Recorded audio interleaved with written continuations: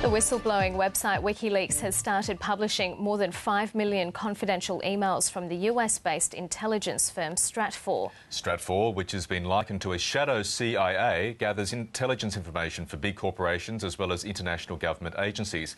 Clive Williams is an adjunct professor at Macquarie University's Centre for Policing, Intelligence and Counter-Terrorism, and he joins us now from Canberra. Clive Williams, good morning. Good morning, Michael. Firstly, tell us a bit more about Stratfor. What in detail does it actually do?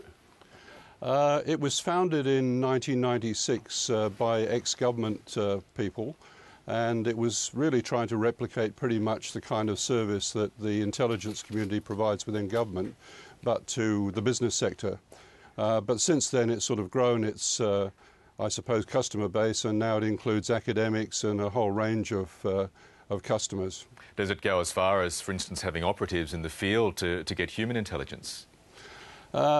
Yes, it does, and in fact that's how it perhaps differs a bit from the government intelligence agencies, which are very much reliant on technical intelligence sources.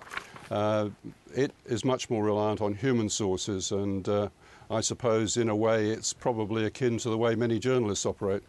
And this hacking attack on Stratfor appeared to be, given what's emerged from it, published by Wikileaks, pretty much extensive.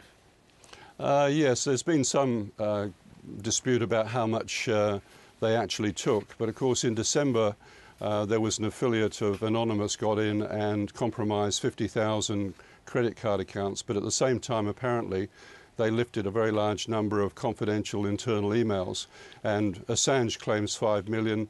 Another source I was looking at claims 5,000, but up till now they've released 214. But of course, very embarrassing for the company. It's very embarrassing indeed, and based on those emails and those bits of information you've read so far, is there anything particularly damaging to international governments, big companies, for instance? No, it's really more damaging to the way that people in Stratfor think about government.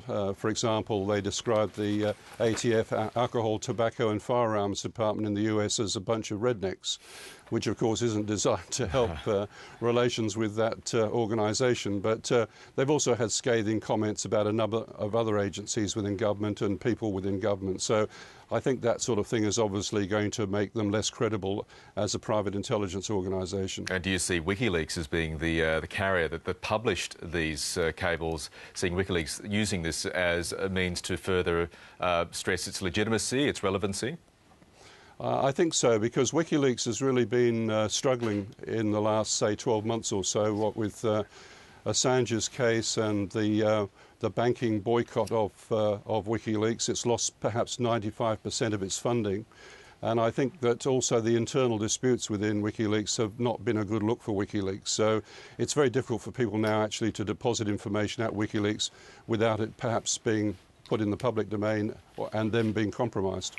Or being embarrassed in the process. Clive Williams from Macquarie University, thank you very much for your insights this morning. Thanks, Michael.